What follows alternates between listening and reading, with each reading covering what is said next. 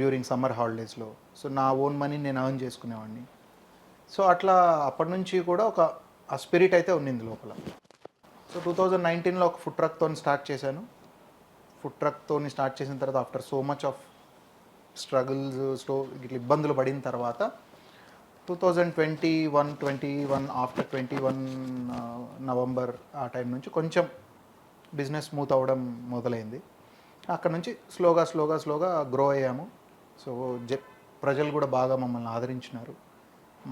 నిజాయితీగా ఎంత మేము ఎఫర్ట్ పెట్టగలుగుతాం అంత ఎఫర్ట్ పెట్టి మంచి ఫుడ్ అందించాలి, మంచి టేస్టీగా, అండ్ మా రాయలసీమ పేరు బాగా నిలబడాలి, మా ఊరు పేరు నిలబడాలి అనే ఒక థాట్ ప్రాసెస్తో అక్కడ ఒక మంచి ఫుడ్ ఉంది, అది మనం ఇక్కడ అందించాలి అనే ఒక కాన్సెప్ట్లో మనం ఇది స్టార్ట్ చేసాం. So now we're doing good.